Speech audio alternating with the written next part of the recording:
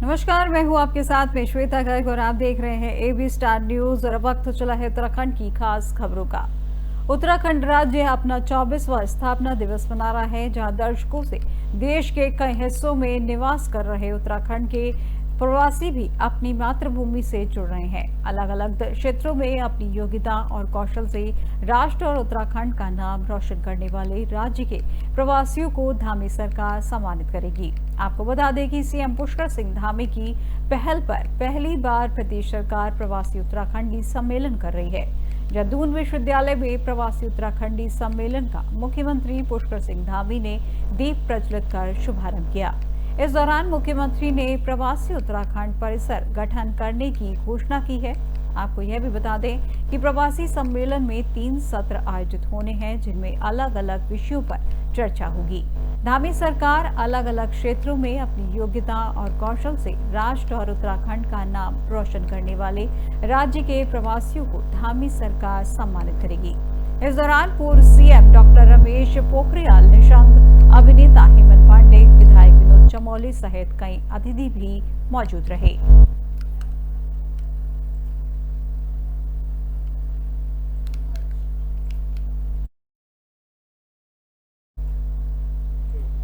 9 नवंबर को उत्तराखंड राज्य स्थापना दिवस सादगी के साथ मनाया जाएगा, जब मुख्यमंत्री पुष्कर सिंह धामी ने इसके लिए अधिकारियों को निर्देश दिए हैं। सीएम के इस फैसले का कांग्रेस ने स्वागत किया है। आपको बता दें कि अल्मोड़ा बस हादसे के बाद मुख्यमंत्री पुष्कर सिंह धामी ने राज्य स्थापना दिवस पर आयोजित होने वाले सभी सांस्कृतिक कार्यक्रमों को रद्द कर दिया है। उन्होंने कहा कि राज्य स्थापना दिवस के सभी कार्यक्रम सादगी के साथ मनाए जाएंगे। वहीं कांग्रेस के प्रदेश महामंत्री नवीन जोशी ने मुख्यमंत्री के फैसले का स्वागत करते हुए कहा कि राज्य गठन को 24 साल पूरे हो गए हैं, लेकिन अभी तक सड़क दुर्घटना पर विराम नहीं लग रहा है। भाजपा अपने कार्यकाल में सिर्फ उत्पीड़न और हिंदू मुस्लिम ही कर रही है। देखिए, अल्मोड़ा के अंदर जो घटना हुई है काफी दुखदायी है और काफी आघात प्रदेश की जनता को पहुंचा है। माननीय मुख्यमंत्री जी जो निर्णय लिया है वो निर्णय सही है। निर्णय तो ये जो क्षति हुई है पूरे प्रदेश की क्षति है, दुख की घड़ी है। तो हमको जो भी राज्य स्थापना के जो प्रोग्राम है, सांस्कृतिक कार्यक्रम है, जो अन्य कार्यक्रम है, उनको स्थगित स्वयं ही कर देना चाहिए था। अब मुख्यमंत्री जी ने घोषणा करी है तो उसको स्थगित करने के साथ सादगी के साथ पूरे प्रदेश के अंदर जो वरिष्ठ आईएएस अधिकारी ऊर्जा सचिव डॉक्टर आर मीनाक्षी सुंदरम के साथ सचिवालय में अभद्रता का मामला सामने आया है, जिसको लेकर सचिव आर मीनाक्षी सुंदरम के वरिष्ठ निजी सचिव ने एसएसपी देहरादून अजय सिंह को शिकायत देते हुए युवा नेता बॉबी पंवार और उनके 2 सिपाहियों पर अभद्रता और मारपीट करने का आरोप लगाया है। एसएसपी को दी गई शिकायत के मुताबिक बुधवार को बॉबी पंवार अपने 2 साथियों के साथ सचिवालय में विश्वकर्मा भवन स्थित ऊर्जा सचिव डॉक्टर आर मीनाक्षी सुंदरम से मिलने पहुंचे थे। इस दौरान उन्होंने सचिव के साथ अभद्रता, गाली गलौज की और मारपीट करने के साथ ही जान से मारने की धमकी भी दी। घटना के बाद सचिव ने वरिष्ठ निजी सचिव कपिल कुमार और अपर निजी सचिव अनूप डंगवाल को बुलाकर बॉबी पंवार और उनके साथियों को बाहर भेजने के निर्देश दिए। इस दौरान भी आरोपियों ने उनके साथ भी धक्का मुक्की की, साथ ही सचिवालय से बाहर देख लेने की धमकी दी गई। प्रकरण में पुलिस ने मुकदमा दर्ज करने का आग्रह किया गया है। साथ ही शिकायत में ये भी कहा गया है कि यदि भविष्य में सचिव या निजी सचिव या अपर निजी सचिव के साथ किसी भी तरह की अनहोनी होती है तो उसके लिए पूर्ण रूप से बॉबी पंवार जिम्मेदार होंगे।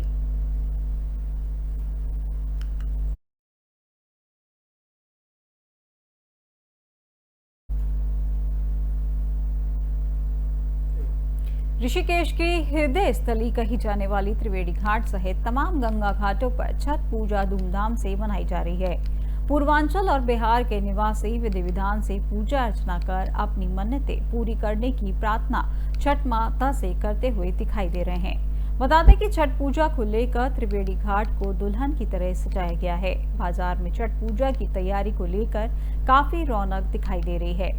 नहाए खाए के साथ शुरू हुई छठ पूजा का दूसरा दिन खरना के रूप में मनाया गया, जिसमें व्रत रखने वाली महिलाओं ने निर्जला व्रत रखकर खास पूजा अर्चना की। 4 दिन तक चलने वाले छठ पूजा महोत्सव को लेकर पूर्वांचल और बिहार के लोगों में काफी खुशी और उत्साह देखा जा रहा है। वहीं सभी लोग एक दूसरे को छठ पूजा की बधाई भी दे रहे हैं। खास बात यह है कि नवंबर के महीने में हल्की ठंड के बीच ठंडा गंगा जल में उतरकर छठ माता की पूजा अर्चना करना काफी कठिन माना जाता है। इसे एक तपस्या के रूप में भी पूर्वांचल और बिहार के लोग देखते हैं। छठ पूजा के चहल पहल तीर्थ नगरी के लोगों को अपनी ओर आकर्षित कर रही है।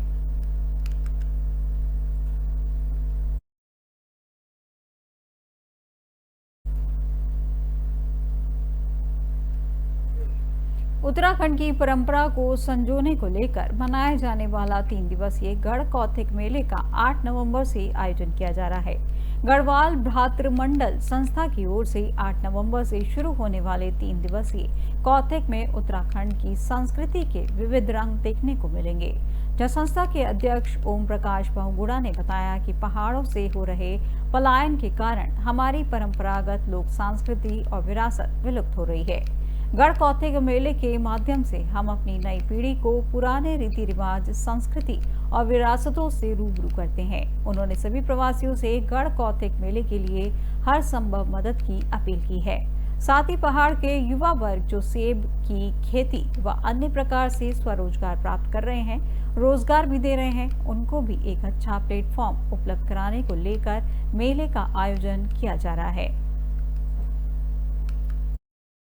ये गढ़ कौथिग हमारा विगत 43 वर्ष तो हमारे स्थापना के हो गए हैं। 23वां गढ़ कौथिग हमारा ये मनाया जा रहा है और मुख्य रूप से इस गढ़ कौथिग को मनाने का उद्देश्य हमारा पहाड़ की पलायन की जो दर्द पीड़ा उसको उजागर करना, पहाड़ के उत्पादनों को, पहाड़ के रहन सहन को, पहाड़ की वेशभूषा को और विशेष तौर से गढ़ भोजन जो हमारा विलुप्त हो गया उसको प्लेटफॉर्म पर ला करके एक मार्केट उपलब्ध कराना भी हमारा उद्देश्य है। और जो गढ़वाल के कार्य में कुशल प्रवीण जो हमारा युवा वर्ग है, जो आज उपेक्षित पड़ा हुआ है, उनको ढूंढ ढूंढ के हमने अपने मेले में बुलाया है। उनके द्वारा प्रोडक्ट क्या हुआ है, सेब की खेती है, अनार की खेती है, कीवी की खेती है, उसका जो प्रोडक्ट कर रहे हैं उससे जो प्रोडक्टिविटी है, उनकी फाइनेंस स्थिति सुधार की है। उन्होंने जो एम्प्लॉयमेंट दिया है अपने साथ साथ जो है रोजगार। वरिष्ठ पुलिस अधीक्षक नैनीताल प्रहलाद नारायण मीणा ने बुधवार को लाल कुआं कोतवाली का वार्षिक निरीक्षण किया, जिस दौरान उन्होंने अधिकारियों को सभी व्यवस्था दुरुस्त करने के निर्देश दिए। निरीक्षण के दौरान वरिष्ठ पुलिस अधीक्षक ने कर्मचारी आवास, मालखाना, बैरिक, शस्त्रों व अभिलेखों की गहनता से निरीक्षण किया। साथ ही उन्होंने कोतवाली में लंबे समय से खड़े लावारिस वाहनों के निस्तारण के लिए आवश्यक दिशा निर्देश दिए। उन्होंने बताया कि कोतवाली के निरीक्षण के दौरान सभी अभिलेख सही पाए गए। साथ ही उन्होंने कोतवाली में सफाई व्यवस्था को दुरुस्त रखने, ड्यूटी रजिस्टर में मेंटेन रखने तथा सर्विस लाइन सिस्टम को और अधिक मजबूत रखने के अधीनस्थ कर्मचारियों को सख्त निर्देश दिए हैं। वरिष्ठ पुलिस अधीक्षक ने कहा कि लाल कुआं कोतवाली को सुंदर एवं सुसज्जित रूप प्रदान किया जाएगा, जहां उन्होंने कहा कि पुराने भवनों के नवनिर्माण के लिए पत्राचार किए गए हैं। अब बजट आने पर जल्द निर्माण कराए जाएंगे। निरीक्षण के दौरान कोतवाली प्रभारी निरीक्षक डीआर वर्मा, वरिष्ठ पुलिस उप निरीक्षक हरिंद नेगी, वरिष्ठ पुलिस उप निरीक्षक दीपक बिष्ट सहित तमाम पुलिस अधिकारी व पुलिसकर्मी भी मौजूद रहे।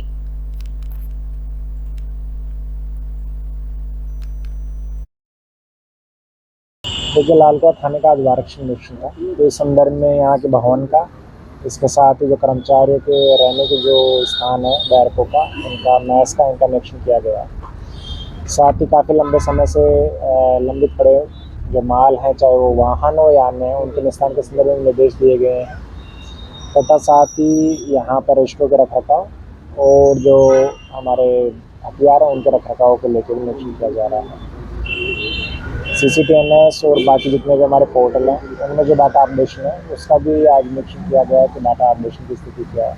साथ ही आम जनता जो आती है उनके लिए जो एक हेल्प डेस्क बना रखा है यहाँ पर, उसमें एंट्रीज किस तरीके से हो रही है और आम जनता की जो शिकायत है उन पर कार्रवाई किस तरीके से हो रही है, उसका फॉलोअप भी यहाँ पर किया गया है। जो निरीक्षण है उसमें चीज़ें जनरल तौर पर ठीक पाई गई है। मालों के रखरखाव को लेके और जो हमारा CCTVNS और बाकी पोर्टल जो हैं उनमें जो डाटा अपडेशन होता है उसको लेकर निर्देश जारी किए गए। खबर देहरादून से है, जहां पर उत्तराखंड में 108 आपातकालीन एम्बुलेंस सेवा की सुविधा दे रही कैम कंपनी के जनरल मैनेजर अनिल शर्मा ने एम्बुलेंस सेवा की रिस्पांस टाइम में किए गए परिवर्तन को जनहित में बताया है। साथ ही उन्होंने कहा कि कंपनी की कोशिश भी यही है कि जल्द से जल्द मौके पर पहुंचा जाए। वहीं कंपनी की ओर से रिस्पांस टाइम में बेहतर सुधार भी किए गए हैं, लेकिन कुछ परिस्थितियों में जाम, टूटी सड़कें और घटनास्थल की दूरी पर देरी की संभावना होती है।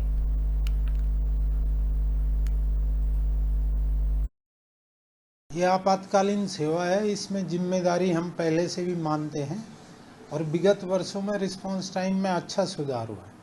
चाहे मंत्री जी बोले, हमारा सबका उद्देश्य ये है कि आपातकालीन सेवा समय से जल्दी से लोगों तक पहुंचे।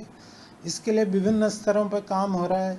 जैसे मंत्री जी ने बोला कि नंबर ऑफ एम्बुलेंस भी बढ़ाई जा रही है, तो एम्बुलेंस की डिस्टेंस कितनी होती है, सड़क पर जाम रहता है, कभी रोड टूट जाती है, तो ये बहुत सारे फैक्टर होते हैं जिसके कारण किन्हीं परिस्थितियों में देर हो जाती है।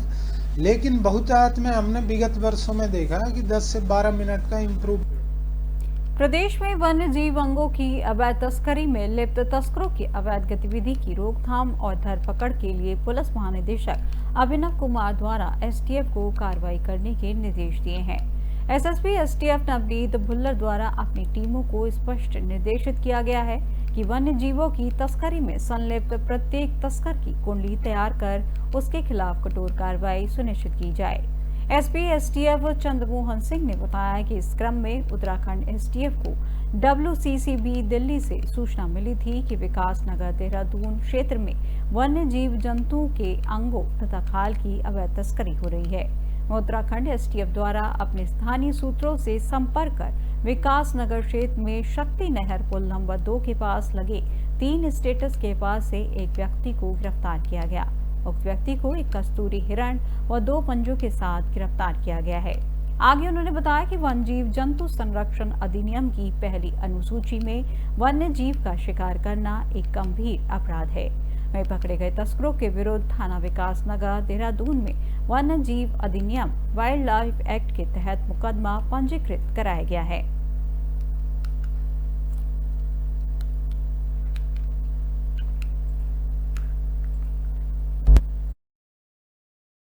टीम को एक बड़ी सफलता हाथ लगी है, जिसमें कि एक वन्य जीव तस्कर को एक कस्तूरी मृग की कस्तूरी के साथ और 2 पंजों के साथ विकासनगर क्षेत्र में कल गिरफ्तार किया गया है।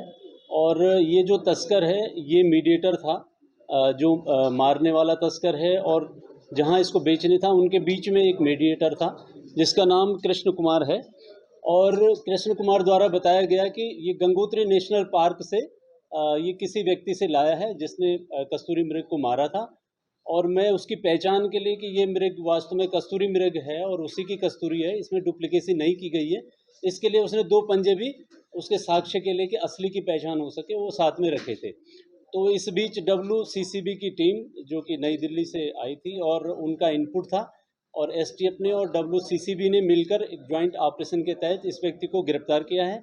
इसके द्वारा बताया गया कि ये इसको दिल्ली किसी टीम को बेचना चाह रहा था दिल्ली, और वो दिल्ली से जो है अन्य इंटरनेशनल मार्केट में। खबर उत्तराखंड के लालकुआ से है, जहां एक युवक की एनएसजी कमांडो की गोली लगने से मौत हो गई। जहां पारिवारिक सूत्रों के अनुसार विगत शाम लगभग 7 बजे दिल्ली में संदिग्ध परिस्थितियों में फायर ड्रिल के दौरान गोली लगने से संभवतः उनकी मौत हुई है। एनएसजी दस्ता नरेंद्र के पार्थिव शरीर को दिल्ली से उसके घर लाने की तैयारी में लगा हुआ है। जिससे पूर्व वह कुमाऊं रेजिमेंट अंतर्गत जम्मू कश्मीर में अपनी सेवाएं दे रहे थे। आगामी 19 नवंबर को नरेंद्र की शादी होनी थी। उनकी शादी लोहाघाट निवासी युवती से तय हुई थी, जिसके कार्ड भी बढ़ चुके हैं। बताया जा रहा है कि आधी रात बाद नरेंद्र का पार्थिव शरीर घर पहुंचेगा, जहां आज गुरुवार को पूर्ण सैन्य सम्मान के साथ नरेंद्र की अंत्येष्टि की जाएगी। बताया जा रहा है कि नरेंद्र की मरने से 1 घंटा पूर्व अपने परिजनों से शादी की तैयारी को लेकर विस्तृत बातचीत हुई थी तथा इसके बाद उसकी और उसके दोस्त से भी बात की थी। लेकिन इस दौरान गोली लगने से नरेंद्र की मौत की घटना को लेकर परिवार में भी संशय बना हुआ है। कमांडो नरेंद्र की 19 नवंबर की शादी होनी थी, इसे लेकर घर में जश्न का माहौल था। सभी सगे संबंधियों और रिश्तेदारों को शादी का निमंत्रण भेज दिया गया था, जहां घर में शादी की खरीदारी भी हो गई थी। अब इंतजार था बेटे के घर आने का।